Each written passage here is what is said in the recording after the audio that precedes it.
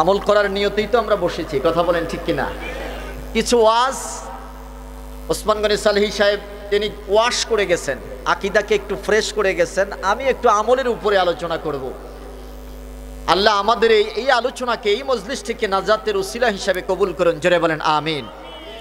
আমরা কোন সূরার উপরে আলোচনা শুনবো বলেন? সূরাতুল বাকারা। বলেন সূরাতুল, আয়াত নাম্বার 208। আবার বলেন আয়াত নাম্বার। আমরা সূরাতুল বাকারার 208 নম্বর আয়াতের উপরে আলোচনা শুনবো ইনশাআল্লাহ। এবার দেখেন আল্লাহ কি বলতেছেন, ইয়া আইয়ুহাল্লাযীনা আমানু, হে ঈমান এনেছো যারা, আমি তোমাদেরকে বলতেছি, উদখুলু ফিস-সিলমি কাফা, তোমরা ইসলামে পরিপূর্ণভাবে প্রবেশ করো। সুবহানাল্লাহ বলবেন না? কে বলতেছেন? বলেন কে বলতেছেন? আমি জাতের টিচার, আমাকে সাপোর্ট দিতে হবে। বলতেছেন কে? কাদেরকে বলতেছেন? ইমানদারদেরকে। বেঈমানকে বলে নাই, বেঈমানকে বলেন নাই, ইমানদারদেরকে বলতেছেন। ইয়া আইয়ুহাল্লাযীনা আমানু, হে ঈমান এনেছো যারা, উদখুলু, কমান্ড করেছেন আল্লাহ, নির্দেশ করেছেন, তোমরা প্রবেশ করো, ফিস-সিলমি আই ফিল ইসলাম, ইসলামের মধ্যে তোমরা প্রবেশ করো, কাফা, পরিপূর্ণভাবে, পাই টু পাই, 100%, 99% হলেও হবে, যারা বলেন হবে। পরিপূর্ণভাবে বলতে আল্লাহ কি বুঝাইছেন? 100% ইসলামের মধ্যে প্রবেশ করতে হবে। এরপরে আল্লাহ বলতেছেন, ওয়ালা তাত্তাবিউ খুতুওয়াতিশ শাইতান, তোমরা ইসলামের ভিতরে প্রবেশ করতে গেলে শয়তান তোমাদেরকে হাত ছানি দিয়ে ডাকবে, ওদিকে যাস না, এদিকে আয়। আল্লাহ বলেছেন ওয়ালা তাত্তাবিউ, খবরদার, শয়তানের অনুসরণ করা যাবে।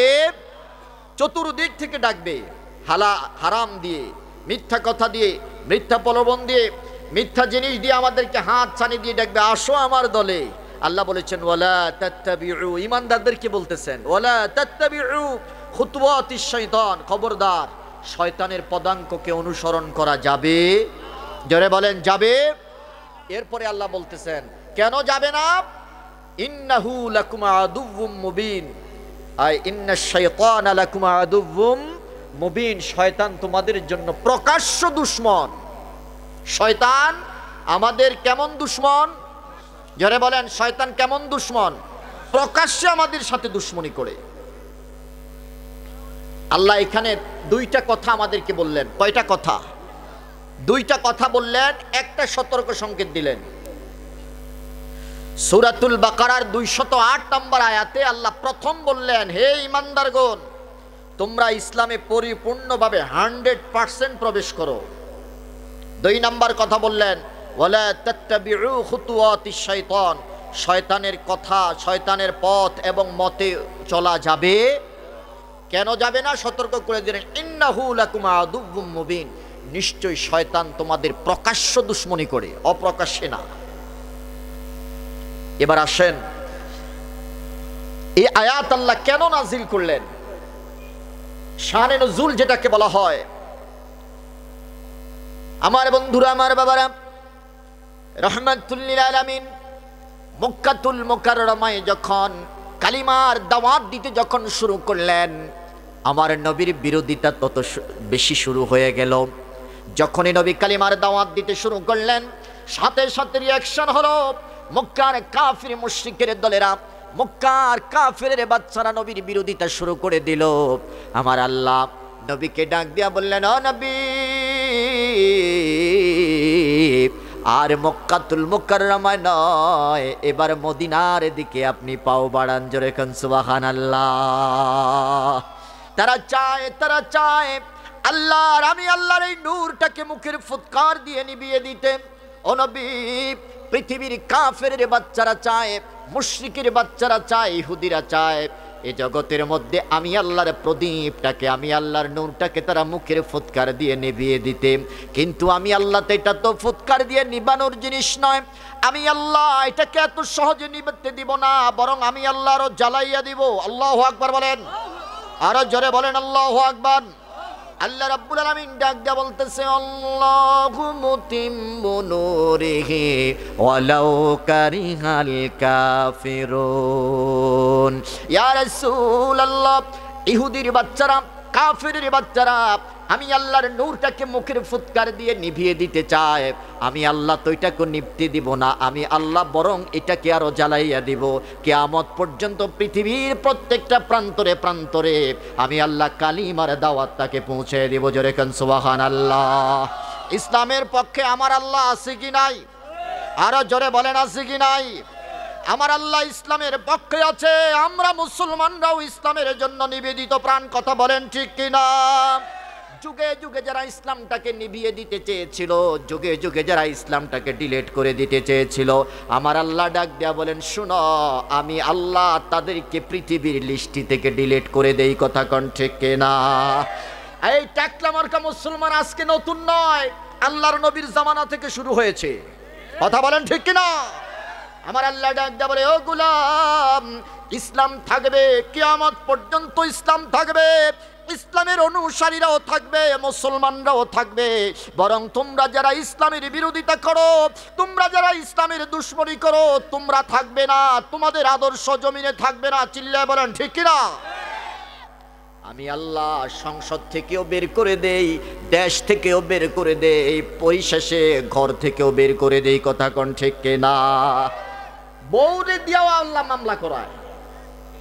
কথা কয় না কা? জোরে বলেন ঠিক কিনা? আল্লাহর নবী রাহমাতুল লিল আলামিন যখন দেখতে পেলেন কাফেরের অত্যাচার বেড়ে যাচ্ছে, কাফেরদের নির্যাতন বেড়ে যাচ্ছে, আল্লাহ রাব্বুল আলামিনের কাছে দোয়া করে দিলেন, আল্লাহ মক্কার কাফেরদেরকে আপনি নির্যাতন দিয়েন না, আপনি তাদেরকে অভিশাপ দিয়েন না, গজব দিয়েন না, লানত দিয়েন না। আমি আল্লাহ তাদের জন্য, আমি রাসূল তাদের জন্য দোয়া করে দিলাম, আল্লাহ মক্কার প্রত্যেকটা কাফের মুশরিকদেরকে তুমি ইসলামের জন্য কবুল করে নেন। জোরে কোন সুবহানাল্লাহ। আমার নবী উল্টা তাদের জন্য দোয়া করেছেন। আল্লাহু আকবার বলেন। ও পৃথিবীর মুসলমান, আল্লাহ রাব্বুল আলামিন নবীকে প্রশ্ন করলেন, ও নবী তারা আপনাকে নির্যাতন করে, গালি দেয়, আপনার বিরুদ্ধে খারাপ কথা বলে, আপনি তাদের জন্য দোয়া করলেন। আমার নবী ডাক দেয়া বললেন, আল্লাহ আমি তো রহমাতুল লিল আলামিন, আপনি নিজেই তো আমাকে খুলুকে আযম দিয়েছেন, মহান চরিত্র দিয়েছেন, এই চরিত্রের মানুষ কোনোদিন মানুষের বিরুদ্ধে বদদোয়া করতে পারে না। কথা কোন ঠিক কিনা? সুবহানাল্লাহ বলবেন না? নবীকে যে যত বেশি আঘাত করেছে, নবী তার জন্য তত বেশি দোয়া করেছেন। আল্লাহু আকবার বলেন। এটাই ছিল আমার নবীর চরিত্র। তায়েফের মানুষগুলো নবীকে পাথর দিয়ে বরণ করেছে, আমার নবী তাদেরকে পাল্টা প্রতিঘাত করেন নাই, আমার নবী তাদেরকে পাথর মারেন নাই, বরং আল্লাহর দরবারে দোয়া করেছেন, আল্লাহ তায়েফের প্রত্যেকটা মানুষকে তুমি কালিমার জন্য গ্রহণ করে নাও। আমার নবী দুইজনের জন্য দোয়া করেছেন আল্লাহর কাছে। একটা হলো আবু জাহেল, আবুল হিকাম যেটাকে আমরা বলি, আরেকটা হলো হযরতে ওমর। আমার আল্লাহ ডাক দেয়া বললেন, নবী আমার নবী আল্লাহর কাছে দোয়া করেছেন, আল্লাহ এই দুই ওমরকে ইসলামের জন্য দুইটা থেকে যে কোনো একটারে কবুল করেন। সুবহানাল্লাহ বলেন। ইসলামের বিপক্ষে যখন কাফেররা দাঁড়িয়ে গেল, নবীজি আল্লাহর কাছে দোয়া করলেন, আল্লাহ দুই ওমর থেকে একটারে কবুল করো। আরবের মধ্যে মারবের মানুষগুলো দুইটারে জমের ভয় পায়। আমার আল্লাহ ডাক দেয়া বললেন, ইয়া রাসূলুল্লাহ আমি আবুল হিকাম অর্থাৎ আবু জাহেল রে কবুল করলাম না, আমি ওমরকে দিনের জন্য কবুল করে নিলাম। জোরে কোন সুবহানাল্লাহ। সকালবেলা দোয়া করেছে, দুপুর না হতে হতে ওমর চলে এসেছে। আল্লাহু আকবার বলবেন না? আরে পৃথিবীর মুসলমান, আমার নবী দোয়া করেছেন, দোয়া কবুল করবেন কে? আরে জোরে বলেন কে? নবী দোয়া করতে দেরি, আল্লাহ দোয়া কবুল করতে দেরি করলেন না। ও পৃথিবীর মুসলমান, বলতেছিলাম ওমর আসতেছে নাঙ্গা তরবারি হাতের মধ্যে নিয়ে। হযরতে আলী হায়দার ডাক দিয়ে বলেন, ইয়া রাসূলুল্লাহ ওমর আসতেছে নাঙ্গা তরবারি নিয়ে, মনে হয় টার্গেট আপনি রাসূলুল্লাহ, আপনি শুধু আমাকে অনুমতি দেন, আমি হামজা একা নই, আমি আলী একা নই, ও নবী আপনি অনুমতি দেন, ওমর যত বড় শক্তিশালী হোক, আমি আলী কাফেরদের জন্য বাঘ। আল্লাহু আকবার বলেন। আপনি রাসূলুল্লাহর জন্য জীবন দিতে দ্বিধাবোধ করব না। আমার নবী ডাক দিয়া বলে, ও আমির হামজা, ও আলী শুনে নাও, ওমর তো কল্লা নিতে আসে না, ওমর নিজের কল্লাটাকে দিতে আসতেছে। জোরে কোন সুবহানাল্লাহ। নবীজি দোয়া করেছেন, এই দোয়া কবুল করবেন কে? নবী তো বলেছে, নবী তো বলা লাগে না, শুধু মনে মনে জল্পনা কল্পনা করলে আমার আল্লাহ এটা কবুল করে নেন। সুবহানাল্লাহ কইবেন না? হযরতে ওমর আসতেছে, নবী আমার সাহাবায়ে কেরামদেরকে ডাক দেয়া বললেন, ও সাহাবীরা রাস্তা করে দাও। একজন ডাক দেয়া বলে, ওমর কার কল্লা নিতে যাচ্ছ? হযরতে ওমর ডাক দেয়া বললেন, কল্লা তো নিতে আসতেছি না, আমি আমার নিজের কল্লাটাকে দিতে আসতেছি। জোরে কোন সুবহানাল্লাহ। আমার নবী ডাক দেয়া বললেন, ওমর তোমার মন্তব্যটা কি? তুমি কিছু বলতে চাও মনে হয়। বলে যে, ও মুহাম্মদ, আমার হৃদয়ের দরজাটা খুলে গেছে, আমার হৃদয়ের জানালা খুলে গেল, হৃদয়ের দরজাটা খুলে গেল। আমি তোমার দরবারে এসেছি রে মুহাম্মদ, আর এই নাঙ্গা তরবারি হাতে নিয়ে ইসলামের বিপক্ষে নয়, এখন থেকে ওমরের তরবারি ইসলামের পক্ষে কাজ করবে। জোরে কোন সুবহানাল্লাহ। আমি ওই টাকলা মার্কাদেরকে বলতে চাই, তোমরা তো ওমরের কাছে কিছুই না। কথা বলেন ঠিক কি না? তোমাদের চাইতে বড় বড় নেতা পৃথিবীর জমিনে ইসলামের কাছে মাথা দিয়ে দিয়েছে। কথা বলেন ঠিক কি না? আর তোমাদেরকে তো মুসলমানরা গনাই ধরে না। চিল্লা বলেন ঠিক কিনা? যে ইসলামের বিরোধিতা করেছো, যে ইসলামের বিরোধিতা করেছো, দাড়ি টুপির বিরোধিতা করেছো, ওই দেশে জুব্বাওয়ালারা আছে, দাড়িওয়ালারা আছে, টুপিওয়ালারা আছে, পাগড়িওয়ালারাও আছে। সংবিধানে ইসলাম আছে, কিন্তু ওই সংবিধানের সংসদে তুমি নাই। কথা বলেন ঠিক কিনা? এদেশের মানুষ তোমাকে জুতা পিটা করেছে, এখন তোমার বউ তোমার বিরুদ্ধে মামলা করেছে, ঘরে থাকারও কায়দা নাই। চিল্লায় বলেন ঠিক কিনা? আল্লাহ ধরে তো ধরে না, ধরলে কাউরে ছাড়ে না। ইসলাম এখনো আছে, কিয়ামত পর্যন্ত থাকবে। কিন্তু দুঃখজনক বিষয় হলো, তোমার মতো নাস্তিকরা এই দেশে থাকতে পারবে না। কথা কোন ঠিক কিনা? কষ্ট হচ্ছে আপনাদের? রে পৃথিবীর মুসলমান, ওমর ইসলাম গ্রহণ করলেন, মুসলমানের সংখ্যা দিন দিন বাড়তেছে। আমার আল্লাহ নবীকে নির্দেশ দিলেন, নবী তাড়াতাড়ি মদিনায় চলে যান, সেখান থেকে জনবল তৈরি করে এসে আপনি যখন এই মক্কার জমিনে আবার পা দিবেন, তখন আপনি এদেশে নয়, শুধু মক্কার নয়, তামাম পৃথিবীর প্রধানমন্ত্রী আমি আল্লাহ আপনাকে বানায় দিব। জোরে কোন সুবহানাল্লাহ। আপনার হাতে, আপনার গলায় আমি ইসলামের বিজয়ের মালা দিব। আপনার নেতৃত্বে তামাম পৃথিবীতে আল্লাহু আকবারের আযান ছড়াইয়া দিব। আল্লাহু আকবার বলেন। তাড়াতাড়ি মদিনায় যান। নবীজি মদিনায় চলে গেলেন। গভীর মনোযোগ। মদিনাতে যাওয়ার পরে আমার নবী কালিমার দাওয়াত দিচ্ছেন। মদিনার মানুষগুলোর দিল নরম, মদিনার মানুষগুলো বড় নরম চরিত্রের মানুষ। তাদেরকে ইসলাম দিয়ে আঘাত করতে দেরি, তারা কায়েত হইতে দেরি নাই। আস্তে আস্তে করে মুসলমানের সংখ্যা লাখেরও অধিক ছড়াইয়া গেছে। জোরে কোন সুবহানাল্লাহ। মদিনার ইহুদি গোত্রের কিছু VIP person, very important person, কিছু লিডার পারসন যারা আছে, তারা কালিমা পড়ে মুসলমান হলো। খুব গভীর মনোযোগ দিবেন। আল্লাহ কেন সূরাতুল বাকারার 208 নম্বর আয়াত নাযিল করলেন? মদিনার ইহুদি গোত্রের কিছু গুরুত্বপূর্ণ নেতা তারা কালিমা পড়ে মুসলমান হলো। আমার নবীর দরবারে এসে ডাক দেয়া বললেন, ইয়া রাসূলুল্লাহ, আমরা তো কালিমা পড়ে মুসলমান হয়ে গেলাম, আমাদের নাম এখন মুসলমানদের লিস্টিভুক্ত হয়ে গেল। ও মুহাম্মদ, ইয়া রাসূলুল্লাহ, আমরা আপনার কাছে দুইটা জিনিস চাই, আপনি আমাদেরকে অনুমতি দিবেন। আপনি আমাদেরকে দুইটা জিনিসের অনুমতি দিবেন। এক নাম্বার হলো, আমরা যখন ইহুদি ছিলাম, ইহুদি থাকা অবস্থায় শনিবারের দিনকে আমরা উৎসাহের দিন হিসাবে পালন করতাম। রে মুসলমান, আমাদের শরীয়তে শনিবার নয়, আমাদের শরীয়তের মধ্যে ঈদের দিন, আনন্দের দিন হলো শুক্রবারের দিন। কথা কোন ঠিক কিনা? ইন্না ইয়াউমাল জুমআতি ঈদুল লিল মুসলিমিন। আমার রাসূলুল্লাহর বাণী শুনে নাও, জুমার দিন হলো মুসলমানের ঈদের দিন। সুবহানাল্লাহ কোন? আর জোরে বলেন আল্লাহু আকবার। ইন্না ইয়াউমাল জুমআ, জুমার দিনটা হলো ঈদুন ঈদুন ঈদুন ঈদুল লিল মুসলিমিন, মুসলমানদের জন্য ঈদের দিন। বলেন বছরের সপ্তাহ কয়টা? 52টা সপ্তাহ। একটু গভীর মনোযোগ। বছরের শুক্রবার কয়টা? 52টা শুক্রবার। এই 52টা বছরে ঈদের দিন। সুবহানাল্লাহ কইতেন না? আরো জোরে বলেন সুবহানাল্লাহ। এই শুক্রবার ঈদের দিন, যদি শুক্রবার বছরে 52টা হয় তাহলে বছরে ঈদের দিন হলো 52টা। এটা শুক্রবার। এমনি ঈদ আছে কি নাই? একটা হলো রমজানের ঈদ, আরেকটা হলো কোরবানের ঈদ। তাইলে কয়টা ঈদের দিন হইল? 54 দিন। আমাদের দেশে কিছু মৌলবী আছে, তারা কয় ঈদ হলো মুসলমানদের জন্য 2টা। আমরা যখন ঈদ মিলাদুন নবী বলি তখন বলি যে মুসলমানদের ঈদ হলো 2টা, তোমরা আরেকটা বাড়াও করতে। আর আমরা বলি রাসূলুল্লাহর হাদিস অনুযায়ী বছরে ঈদ 2টা নয়, বছরে ঈদ 50-এরও বেশি। কথা বলেন ঠিক কিনা? কিতাবাদি পড়ো না, মিয়া সাহেব বুঝা কিতাব বুঝো না, খালি খালি ফাল পারো। রে পৃথিবীর মুসলমান, তারা 2টা জিনিস আল্লাহ রসুলের কাছে চাইলেন। এক নম্বর হলো আমাদেরকে শনিবারের দিনটা খুশির দিন হিসাবে আমাদেরকে পালন করতে দিতে হবে।